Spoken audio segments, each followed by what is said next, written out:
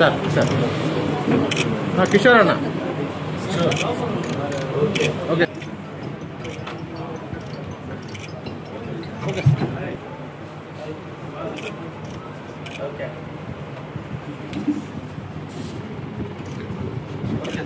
గోపసాని ప్రసాద్ గారు, Sheikh జుబే విష్ణాలయ street, baby of పూర్మెట్ల పార్నిశ్రీ, మొంగమూరు ఇండ్ల లక్ష్మి, ఎన్నాపతిని వెంకటేశ్వర గారు,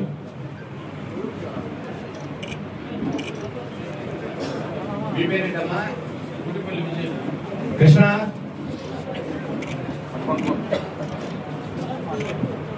షేక్ రమ్తుల్లా, వాయినంద్ర స్ట్రీట్ సెల్ఫ్ పుల్లయ్య, బాలకృష్ణారెడ్డి గారు, తిరుమల శెట్టి నాగమణి,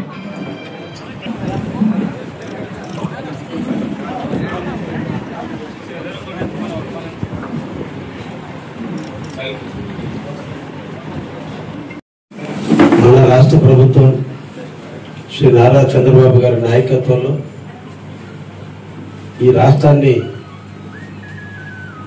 15 నెలల కాలం నుంచి పరిపాలిస్తున్నటువంటి తరుణంలో ఎన్నో విపత్కర పరిస్థితుల నుంచి రాష్ట్రాన్ని గాడిలో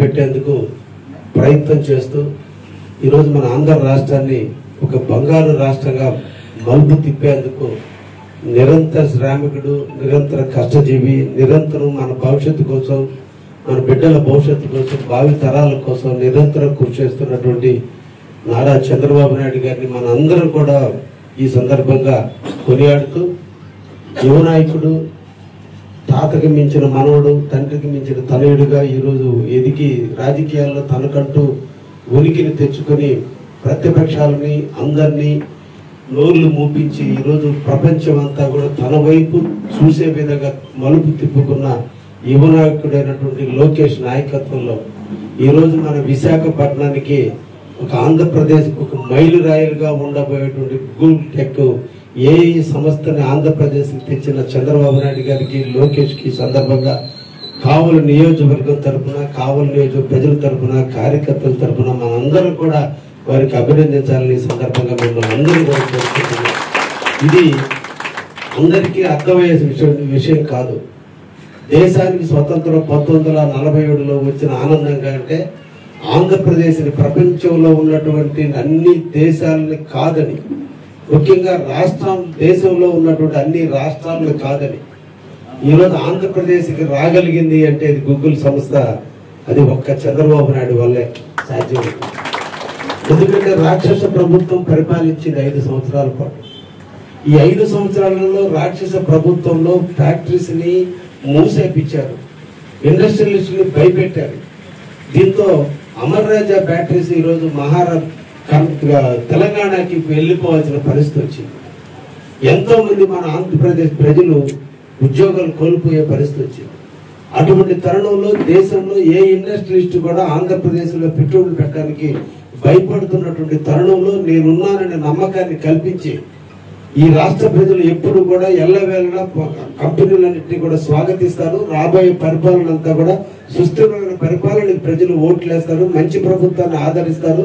రాక్షస ప్రభుత్వాన్ని తరిమి కొట్టిన ప్రజలకి జీవితంలో కూడా రాక్షసుల్ని మళ్ళా రానివ్వరని నమ్మకాన్ని ఇచ్చి ఈరోజు ప్రపంచం అంతా కూడా ఆంధ్రప్రదేశ్ వైపు పరుగులనే విధంగా, ఆంధ్రప్రదేశ్ వైపు చూసే విధంగా ఈరోజు కొన్ని వందల ఇండస్ట్రీల్ని మన ఆంధ్రప్రదేశ్కు తీసుకొస్తున్నారు. ముఖ్యంగా మనకు కావలి ప్రజలందరూ కూడా గర్వపడాల్సినటువంటి విషయం, జీవితంలో మన తల్లిదండ్రులు 2 ఎకరాలు 3 ఎకరాలు 10 ఎకరాలు ఇస్తేనే తల్లిదండ్రుల మీద మనం ఎంత ప్రేమను పెంచుకున్నామో అంతకంటే పెద్ద తండ్రిగా, విశ్వానికే తండ్రి అయినటువంటి విష్ణువు లాగా ఈరోజు మన కావలి నియోజకవర్గానికి బీపీసీఎల్ ఇచ్చి ఈరోజు 1,15,000 కోట్ల రూపాయలు ఇక్కడ మన కావలి నియోజకవర్గంలో పెట్టుబడి పెట్టే విధంగా మన కావలికి కూడా ఒక పారిశ్రామిక వాడగా అభివృద్ధి చెందే విధంగా కష్టపడుతున్నటువంటి చంద్రబాబు నాయుడు. ఇవన్నిటికీ రావడానికి కారణం ఆయన మీద నమ్మకం. ఒకప్పుడు 2019 నుంచి 24 మధ్య జగన్మోహన్ రెడ్డి గారి నాయకత్వంలో ఒక్క ఇండస్ట్రీ కూడా ఆంధ్రప్రదేశ్ రావడానికి భయపడితే ఈరోజు చంద్రబాబు గారి నాయకత్వంలో యువ నాయకుడైన లోకేష్ గారు ఎప్పుడైతే ఇండస్ట్రియల్ మినిస్టర్ గా పగ్గాలు తీసుకున్నాడో నాటి నుంచి నేటి వరకు కూడా నిరంతరం కూడా ఈరోజు మనకి ఇండియాకి వస్తున్నారు, ఇండియాలో ఉన్న ఆంధ్రప్రదేశ్ అమరావతికి వస్తున్నారు, ముఖ్యమంత్రిని కలుస్తున్నారు, ఇండస్ట్రీస్ కోసం పరితపిస్తున్నారంటే ఇక్కడ ఉన్నటువంటి అడ్మినిస్ట్రేషన్ వ్యవస్థ ఎంత పటిష్టంగా ఉందో మనందరం కూడా అర్థం చేసుకోవాల్సిన అవసరం ఉంది. ఈ రోజున కేంద్ర ప్రభుత్వం మోడీ గారి నాయకత్వంలో జిఎస్టీని తగ్గించారు.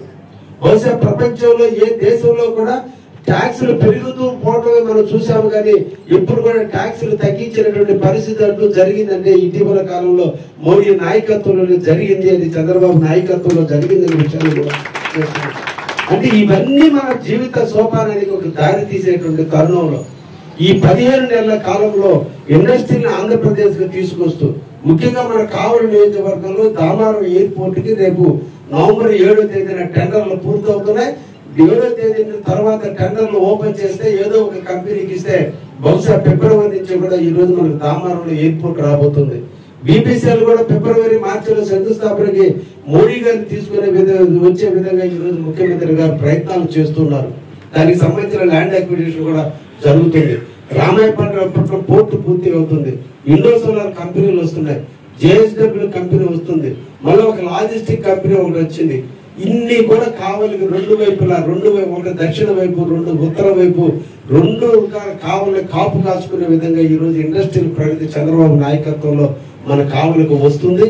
అటువంటి తరుణంలో ఒక ఇండస్ట్రీలే కాదు, ఈ ప్రాంతం అభివృద్ధి చేయాలి, మానవ విలువలు పెంచాలి, మనుషులకి ఏదైనా ఇబ్బందులు వచ్చినప్పుడు నేను అండగా ఉండాలని నమ్మకాన్ని కల్పించేందుకు ఈ రోజు మన ముఖ్యమంత్రి వర్యులు కుటుంబానికి 25 లక్షల రూపాయల వరకు బీమా పథకాన్ని కూడా ఈ రోజు అమలు చేయబోతున్నారు. దానికి సంబంధించినటువంటి అడుగులు ముందుకు వేయడం జరిగింది. అతి తొందరలోనూ ప్రతి ఇంటా కూడా ప్రతి ఒక్కరికి ఒక్కొక్క వ్యక్తికి 2.5 లక్షల రూపాయల లెక్కన ఏ రకమైన జబ్బు వచ్చినా కూడా ఇప్పుడు ఈ డబ్బులకి ఇబ్బంది పడకుండా, ఆరోగ్యశ్రీ మీద ఆధారపడకుండా డైరెక్ట్ గా చెప్పిన దగ్గరికి పోయి ఆపరేషన్ చేయించుకుంటే 2.5 లక్షల రూపాయల వరకు ఫ్రీగా ప్రతి వ్యక్తికి, ఆ కుటుంబంలో 10 మంది ఉంటే 10 మందికి 2.5 లక్షల లెక్కన 25 లక్షల సంవత్సరానికి జీవిత బీమా ఇచ్చే విధంగా ఈ రోజున వాళ్ళ లైఫ్ కి ఒక గ్యారంటీ ఇచ్చే విధంగా డబ్బులు ప్రతి ఒక్కరి దగ్గర ఉన్నా కూడా జబ్బు చేసే టైంకి సమయానికి డబ్బులు లేక చాలా ప్రాణాలు కోల్పోతుంటే ఆ టైంలో మనం అండగా ఉండాలని ఈ రోజు మీ అందరి కోసం, మన అందరి కోసం, మన భవిష్యత్తు కోసం, మన బిడ్డల భవిష్యత్తు కోసం ఈ రోజు చంద్రబాబు నాయుడు బీమా పథకాన్ని పెట్టాడు. ఈ రోజు అలా అన్ని రకాలుగా ఈ రోజు సిమెంట్ రోడ్లు ఈ రోజు మన కావలి నియోజకవర్గంలో కొత్తపల్లి, మద్దూరుపాడు, రుద్దురుకోట, అదేవిధంగా చలంచెర్ల, నారాయణపురం చెరువులకు సంబంధించి ఈ రోజు ఆర్సీ పాలెం సంబంధించి 2,99 లక్షల రూపాయలతో రాత్రి మళ్ళా చెరువులు కూడా నిధులు మంజూరు చేయించామని కూడా ఈ సందర్భంగా తెలియజేస్తున్నాం. ఇవన్నీ కూడా ముఖ్యమంత్రి గారు ఈ రోజు అల్లూరు మండలంలో బేరంగుంటకి 20 లక్షలు, పట్టకాకులకి 20 లక్షలు, భోగోలు మండలంలో మన ఉమామేశ్వరపురంకి 20 లక్షలు, 60 లక్షల రూపాయలు ఈ రోజు ఎస్సీ ఎస్టీ కాలంలో సిమెంట్ రోడ్లు కూడా నిన్నటి రోజున ప్రధానమంత్రి దగ్గర నుంచి మన కావలి నియోజకవర్గానికి 60 లక్షలు మంజూరయ్యని కూడా మీకు తెలియజేస్తున్నాం. ఈ రోజు కావలి పట్టణంలో ఎక్కడ డ్రైనేజ్ వ్యవస్థ అస్తవ్యవస్థగా ఉందో ప్రతి డ్రైనేజీని కావడం అభివృద్ధి చేయాలనే ఉద్దేశంతో ఈ రోజు 32 కోట్ల రూపాయలు కావలి పట్టణానికి మంజూరు చేసి వచ్చే నెలలో టెండర్లు కూడా పిలవబోతున్నాం విషయాన్ని కూడా మీకు తెలియజేస్తున్నాం.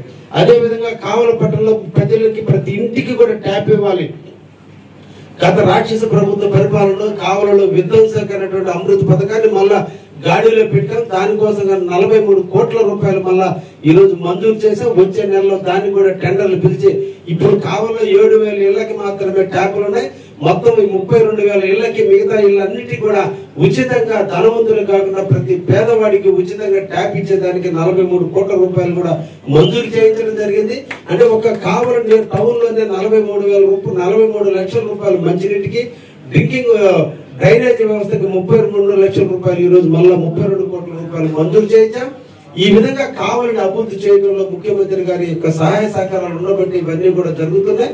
వీటన్నిటితో పాటు ఎవరైతే పేదవారు ఉన్నారో, సమయానికి ఆర్థిక స్తోమత లేక ఆరోగ్యవంతులుగా ఉండాల్సినటువంటి వ్యక్తులు అప్పులు పాలవుతున్నారు. కాబట్టి అటువంటి వ్యక్తులకు ఎవరైతే ఉన్నారో వాళ్ళందరూ కూడా ధైర్యంగా ఆపరేషన్ చేయించుకోండి.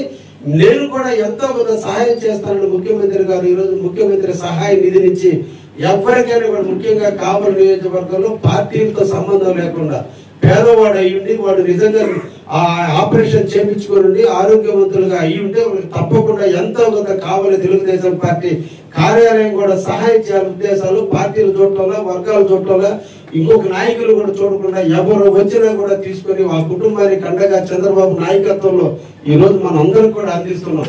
ఇప్పటి వరకు నేను ఎమ్మెల్యే అయ్యింది 450 రోజులైతే ఇప్పటికి 1000 అప్లికేషన్లు అంటే రోజుకి 2 అప్లికేషన్లు లెక్కన 50 రోజులుగా ఈరోజు మన ఆఫీస్కి వస్తున్నాయి. నెలకి 60 నుంచి 70 అప్లికేషన్లు ఈ రోజు మన కావలి నియోజకవర్గంలో ఉన్నటువంటి వాళ్ళు ఎక్కడైనా వివిధ హాస్పిటల్లో ఆపరేషన్ చేయించుకున్నప్పుడు దానికి సంబంధించినటువంటి బిల్లులతో వచ్చి మన ఆఫీసులో కూర్చొని సుమారు 60 నుంచి 70 అప్లికేషన్లు వస్తున్నాయి. ఇప్పటి వరకు కూడా నేను 600 చిల్లర అప్లికేషన్లు ముఖ్యమంత్రి దృష్టికి తీసుకెళ్లి అక్కడి నుంచి నిధులు మంజూరు చేయించాం. దానిలో ఇప్పటికి కావలి నియోజకవర్గంలో 6,11,00,000 రూపాయలు ఇప్పటి వరకు కూడా సీఎంఆర్ నిధుల కింద వివిధ ఆరోగ్యవంతులుగా ఉండేటువంటి వాళ్ళందరూ కూడా ఈ రోజు అందించడం జరిగింది. ఏ ఒక్కరిని కూడా ఒక్క రూపాయి కమిషన్ లేకుండా, ఒక్క రూపాయి ఇన్ఫ్లుయెన్స్ లేకుండా, ఒక్క నాయకుడు అండదండలు లేకుండా ఈ రోజు స్వేచ్ఛగా చంద్రబాబు నాయుడు గారు ఇస్తున్నారు. కావున తెలుగుదేశం పార్టీ మా పార్టీ నాయకులు కార్యకర్తలు అందరూ కూడా అభిష్టాల మేరకు ఈ రోజు నిరంతరం కూడా జరుగుతుంది. ఇది అన్నిటికీ కూడా ఒక ముఖ్యమైనటువంటి సూచికగా కూడా ఈ రోజు ఇక్కడికి వచ్చినటువంటి సీఎంఆర్ నిధులు అందుకోవడానికి వచ్చిన ప్రజానీకానికి కూడా తెలియజేస్తూ మీరే కాదు మీ పక్క వాళ్ళు కూడా ఏ ఒక్కరైనా కూడా 6 నెలల యువతల ఎవరైనా చేసుకొని తెలియకపోయినా కూడా వాళ్ళకు కూడా తెలియచేయండి. ఎప్పుడు కూడా కావాల తెలుగుదేశం పార్టీ ప్రతి ఒక్క పేదవాడి పక్షాన్ని నిలుస్తుంది. మా కార్యకర్తలు ఎప్పుడు కూడా పేదవాడికి అండగా ఉంటాడనే విషయాన్ని కూడా మీకు అందరికి కూడా తెలియజేస్తూ ఈ రోజు 57 చెక్కులకు సంబంధించినటువంటి చెక్కులు ఈ రోజు మళ్ళా పంపిణీ చేయడం కూడా జరుగుతుంది. ఇంకా 360 చెక్కులు ఇంకా తొందరలో రావాల్సినటువంటి పరిస్థితులు ఉన్నాయి. తప్పకుండా అవి కూడా అందరికీ వచ్చి తీరుతాయని కూడా ఈ సందర్భంగా తెలియజేస్తూ ఇంకా కూడా ఎవరైనా మేజర్ ఆపరేషన్ చేయాల్సి వచ్చి ఎమర్జెన్సీ అయితే ఎల్ఓసి కోసంగా మీరు హాస్పిటల్ నుంచి కానీ తెచ్చుకుంటే విత్ ఇన్ 36 అవర్స్ లోనే 1.5 రోజులనే నిధులు కూడా ఈ రోజు మంజూరు చేసే విధంగా ఎల్ఓసి కూడా ఇప్పటికీ కూడా జరుగుతున్న విషయాన్ని కూడా మీకు అందరికీ కూడా తెలియజేస్తూ ఈ మంచి ప్రభుత్వాన్ని ఆశీర్వదించండి. దేవుడి దగ్గర మనం దీపం వెలిగించే రోజు దేవుడికి దండం పెట్టేటప్పుడు ఈ దేశంలో మోడీ రాష్ట్రంలో చంద్రబాబు నాయుడు ఆరోగ్యవంతులుగా ఉండాలి. ఇంకా ఎక్కువ కనకాలం ఈ దేశానికి పరిపాలన అందించే విధంగా వాళ్ళకి ఐశ్వర్యాన్ని అష్ట ఐశ్వర్యాలతో పాటు ఆరోగ్యాన్ని ప్రసాదించమని మన అందరం కూడా దేవుణ్ణి కోరుకోవాలి. చేతులెత్తి నమస్కరించాల్సినటువంటి వ్యక్తులు వాళ్ళిద్దరు ఉన్నంత కాలం ఈ భారతదేశం ఎప్పుడు కూడా ముందుకు పోతుంది, రాష్ట్రం ప్రగతి పథంలో నడుస్తుందనే విషయాన్ని మనం గుర్తించాలనేటువంటి సందర్భంలో మేము అందరూ కూడా తెలియజేస్తూ ఇక్కడికి విచ్చేసినటువంటి అందరికీ కూడా పేరు పేరున ధన్యవాదాలు తెలియజేస్తూ మరొకసారి హృదయమైనటువంటి బాధతో ఈ రోజు ఒక యువ నాయకుని కోల్పోయినందుకు అందరం కూడా మనం సంఘీభావంగా ఉండాలి, సంతాపం తెలియజేయాలని మరొకసారి అందరికి కూడా తెలియజేస్తూ ముగిస్తున్నాం. Thank you.